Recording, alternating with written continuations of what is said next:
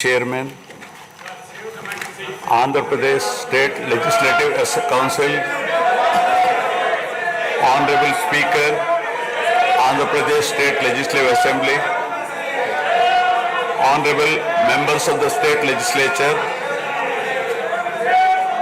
I am immensely pleased to welcome and congratulate the newly elected Honorable Members of the State Legislative Assembly and members of the Legislative Council to this joint session of the State Legislature being convened for the first time after the general elections 2024. I would like to take this opportunity to commend the Andhra people's active participation in the electoral process. Their inspiration for change has been unambiguous.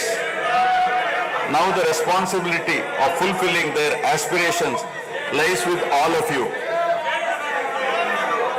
Honorable members, you are aware that due to the supreme sacrifice of Amarajeevi Potti Sriramulu, Andhra Pradesh was formed as the first linguistic state on 1st October 1953. With Kurnool as capital. Thereafter, the state was recognized on 1st November 1956 and Telugu-speaking parts of Hyderabad state were made into the combined Andhra Pradesh with Hyderabad as capital. Accordingly, a lot of Telugu people moved to Hyderabad. Again, in June 2014, the people of Andhra Pradesh were forced to undergo another reorganization of their state, the most damaging experience of all. The united Andhra Pradesh was bifurcated unscientifically, undemocratically, and without adequate consultation with the stakeholders. This has left an indelible mark on the minds of the people of the residual state of Andhra Pradesh. The turbulence caused due to multiple state reorganizations and the resultant disruptions have deprived Andhra people of a sustained long-period development and progress. Today we stand at a juncture where the people have to again take up the task of rebuilding their state. As time has progressed, it has become evident that the Andhra Pradesh Reorganization Act 2014 does not compensate enough the residual Andhra Pradesh for the loss of prosperity and development opportunities. The state bifurcation has imposed an unprecedented strain on the economy of the state. There are patent inconsistencies in distribution of assets and liabilities, with 58.32% of combined state population. The unscientific bifurcation caused the state to inherit only 46% of the resources, financial loss on account of loss of Hyderabad city, disproportionate debt burden, loss of access to public institutions, loss of national institutions, Government of India PSUs and institutions of higher learning, etc.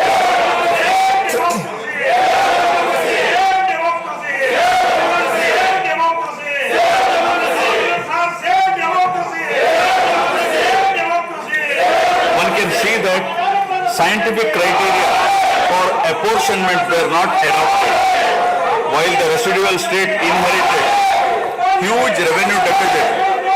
Debt was shared on population basis, assets on location basis, power sharing on consumption basis, and worst of all, educational institutions with no basis. All these factors led to the structural change in economy with reduction of service sectors from 51% to 44%. The per capita income too fell from 1,06,176 for the combined state to rupees 93,121 for AP.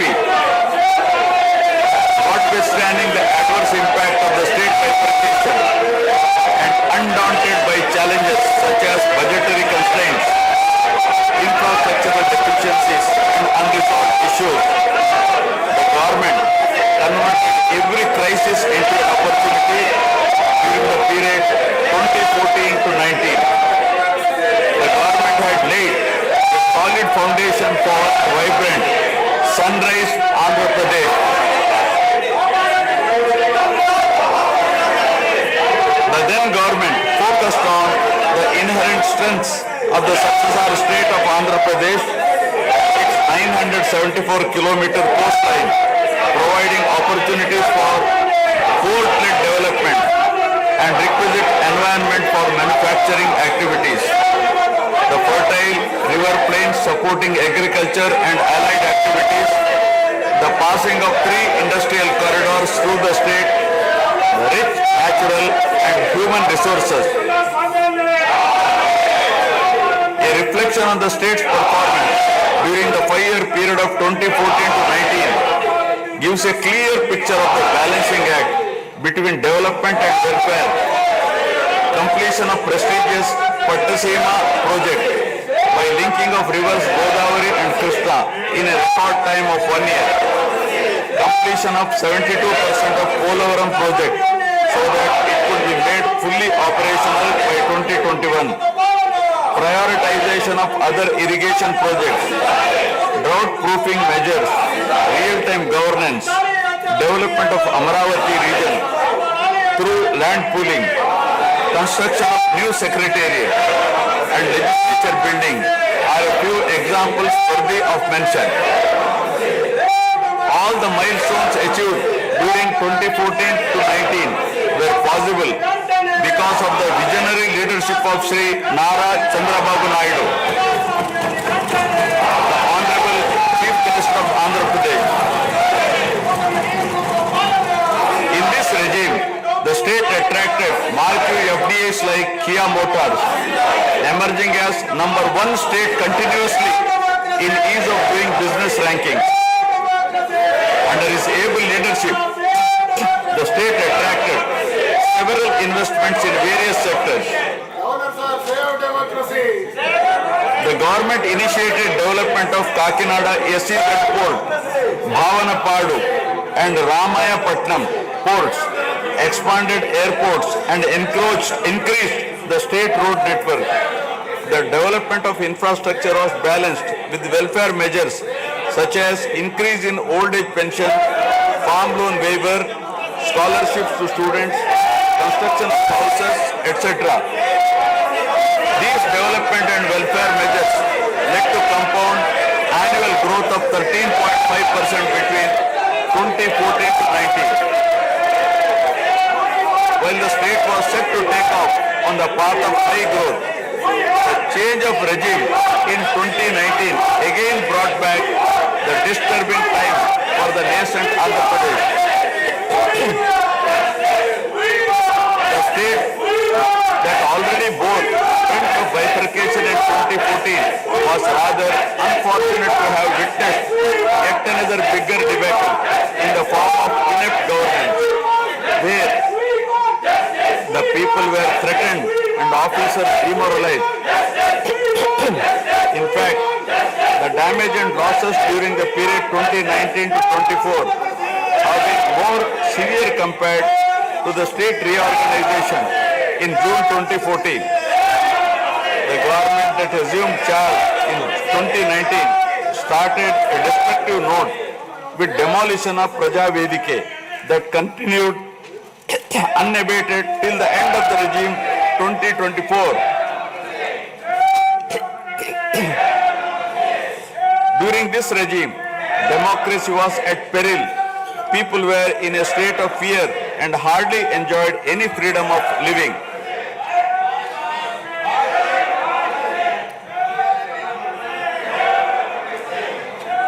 The regime revenge politics had severely hampered the state's prospects for prosperity and growth. Even the Honorable High Court of Andhra Pradesh had sought to convene a judicial inquiry into whether there is a constitutional breakdown in the state. The biggest damage was done to the brand AP. No noteworthy companies came forward to invest in the state.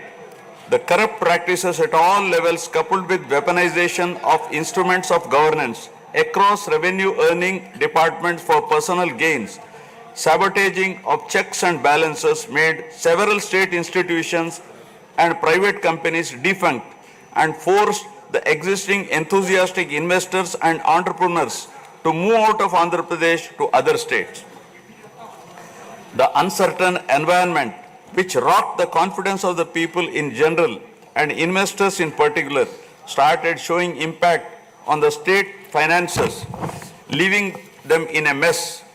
Fiscal prudence was abandoned. Expenditure was beyond means in spite of limited revenue growth, and debt and liabilities rose sharply. Financial management is manifested by diversion of funds, higher taxation despite high inflation, increase in power sector liabilities, neglect of capital expenditure, which eventually resulted in slowing down of the economy.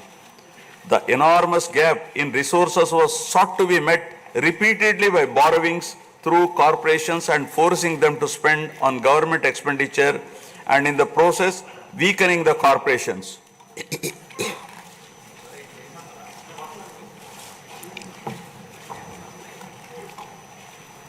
In view of the inordinate delay in clearance of the bills due to strained financial position of the state, many vendors and contractors have approached the High Court of Andhra Pradesh for relief and filed cases against the government.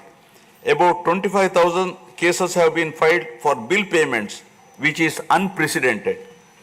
The sheer number of contempt cases with personal appearances and arrest warrants against officials in several cases resulted in systematic humiliation and victimization of bureaucracy. This led to complete demoralization of administrative machinery. The capital expenditure reduced by 60% in 2019-24 compared to 2014-19. Departments such as water resources and transport, roads and buildings, which undertake substantial capital works, were left critically short of funds to carry out any works. The capital expenditure on water resources has reduced by 56%, and that on roads and buildings by an alarming 85% during this period. The compound annual growth rate of states-owned tax revenue slipped from 12.8% to 8.1% during this period. On the other hand, the revenue expenditure increased from 7.8% to 10.5%, whereas the capital expenditure growth declined steeply from 26.4% to 3.4%. Lower share of capital expenditure to public debt occurred during the period 2019 to 24 is a clear indicator that the government met revenue expenditure also through borrowed funds. The CAGR in per capita debt has been higher at 14%, while the CAGR in per capita income is only 9.7%. This reflects the fiscal profligacy of the previous regime, as no capital formation took place. The Amaravati capital region, envisioned as the focal point of growth for the nascent state of Andhra Pradesh, was totally destroyed.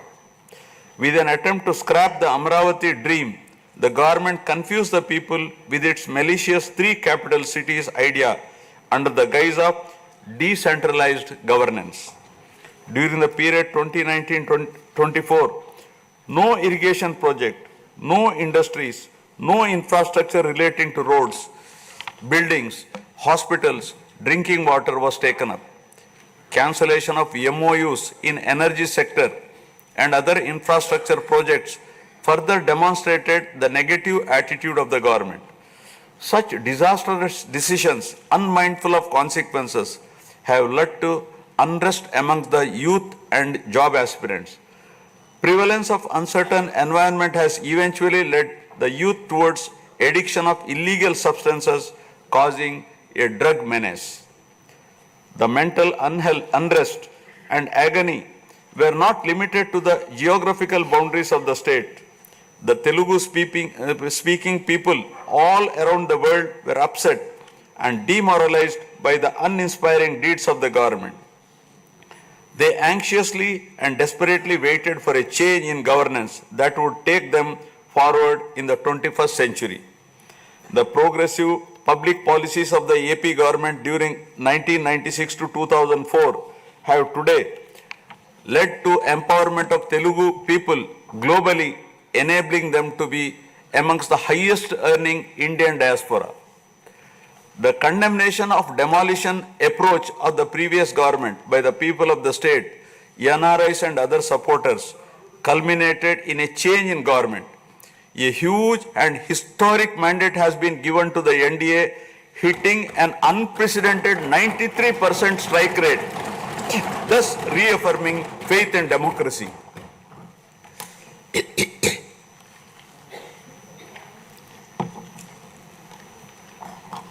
I sincerely congratulate the people of Andhra Pradesh for their wisdom in electing a government that discharges its duties with a futuristic view.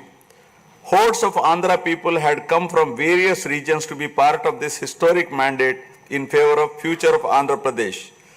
The new government has a perfect blend of fresh and experienced honorable members in the assembly. I once again welcome all the members who will be instrumental in making right policies in the interest of good governance and in the spirit of cooperative federalism. Honorable members, at this juncture, I feel it is also important to recall the glorious past of Andhra Pradesh, renowned as Annapurna, rice bowl of India. The state used to support other states in ensuring food security. As a leader of self-help group concept, Andhra Pradesh stood out as an example in developing entrepreneurship, knowledge economy, and cultivating thrift amongst poor women. Use of IT in all areas of welfare and development was the cornerstone of state's vision. The misrule of the previous government, which lacked transparency, have compelled this government to put the facts before the people about the disruption of systems and rampant corruption prevailing during the last 5-year term. Accordingly, my government has released a series of white papers highlighting numerous discrepancies in fund utilization, misappropriation, resulting in huge loss to the state exchequer and the natural resources base of the state. I would present some of the key takeaways of the white papers. Completion of Polavaram, the lifeline of Andhra Pradesh, is of the highest priority. The Polavaram project has been completely derailed. Introduction of reverse tendering and cancelling the agreed contracts have caused an irreparable damage not only to the project but also to the concept of interlinking of rivers and irrigating every acre of land. Unilateral announcement of 3 capitals for the state resulting in 1,631 days of farmers' protest. Modification of jurisdiction of the Capital Region Development Authority to 6,993 square kilometers. Shelving preparation of regional master plans. Completing the land acquisition in only 191 acres are some of the events that halted the progress of CRDA. This led to a potential loss of about 7 lakh jobs and estimated loss of wealth of about rupees 2 lakh crore along with loss of investment and growth opportunities. Andhra Pradesh, which enjoyed the distinction of being the first state in the country to have introduced reforms in the power sector in 1990s, had achieved energy sufficiency from 1996 to 2004. After bifurcation, the state faced an energy deficit of 22.5 MU per day. Again, by bringing second generation's reforms in energy sector and promoting renewable energy, the state became energy surplus by 2018. The state has witnessed an irreparable damage in the recent past. State energy sector has also suffered huge losses to the tune of rupees 1,29,503 crores during the period 2019 to 24. Misappropriation of natural resources such as land, mines and minerals and forests has been widespread. Land grabbing, misappropriation in allotment of house site pattas, violations in land allocation, assignment of land to ineligible beneficiaries, and resurvey and AP Land Titling Act 2023 have completely eroded the confidence of the people during 2019-24. Put together, an amount of rupees 35,576 crore covering 1.75 lakh acres has been estimated as a loss, and the fundamental right of the people to own their property was affected. Looting of sand and mineral wealth is another area that resulted in huge loss to the exchequer and involved corruption. My government has initially estimated that an amount of rupees 19,000 crore has been lost due to illegal activities in these areas. Due to the unfriendly sand policy, 20 lakh construction workers have become unemployed. Due to the inefficient, inappropriate policy making and laxity in enforcement during the periods 2019-24, a cumulative loss to the tune of 9,750 crore has been incurred in mineral revenue. Huge damage has been done to environment. Smuggling of precious red sandals from forests has taken place with the revenue from the sale of red sandals dropping from rupees 1,623 crore in 2014-19 to rupees 441 crore in 2019-24. The destruction of mangrove forest land and Rishikonda Hill in Visakhapatnam have also damaged the state's heritage and culture. The government misused law and order machinery during 2019-24 by harassing dissenting voices.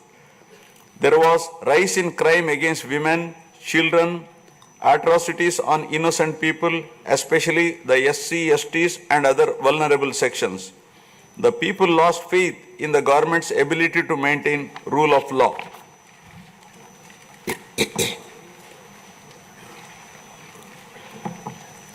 The previous government also made a mockery of the excise revenue streams of the state.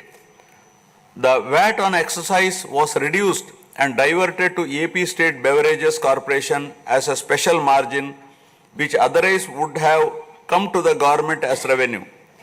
The government levied the additional retail excise tax on the issue price of liquor sold by APSBCL and escrowed the same for repayment of loans taken by APSDC. While the APSBCL started supplying low quality liquor and introduced unknown brands at significantly higher rates, there was increase in black money due to smuggling of IMFL across the border districts. These policy practices have caused irreparable damage to the excise revenue streams of the state. As a result, it has become difficult for the new government to meet even the essential committed expenditure with the reduced revenue of the state. The overall debt has more than doubled in last 5 years with huge outstanding payments of salaries and pensions, debt repayment for the debt burden of about 10 lakh crore, payments for the power sector dues, civil supplies and other liabilities has become challenging. Putting the governance back on track is truly a Herculean task. My government has already started fulfilling the pre-poll promises and announced that steadfast commitment to Super 6 promises. My government has launched its trademark people-centric governance soon after assuming office with a series of measures such as announcing a mega DSC for filling up 16,347 teacher vacancies, abolishing the Land Titling Act, enhancing social security pensions to rupees 4,000, organizing a skill census, and reopening the Anna canteens to provide food for the poor at a very nominal rate of ₹5 and supply of free sand. My government will initiate other important measures also. I am sure my government, under the able and proven leadership of Shri N. Chandrababu Naidu Garu, the Honorable Chief Minister of Andhra Pradesh, and Shri Pawan Kalyan Garu, Honorable Deputy Chief Minister, with complete support of Shri Narendra Modi Garu, Honorable Prime Minister of India, will make all-out efforts in fulfilling the aspirations of the people for developing the state. Initiating the process, the Honorable Chief Minister visited New Delhi to meet the Honorable Prime Minister and other union ministers concerned and apprise them of the grim financial situation. During the visit, special requests have also been made for hand-holding by the centre and extending liberal support to the state. I appeal to the people of the state to understand the current alarming financial situation and cooperate with the government in rebuilding the state. The massive destruction which resulted in huge loss of natural resource base and human value system really makes the reconstruction process difficult and time-taking one. To assess the complete loss, plan for resource mobilization and development is a cumbersome task.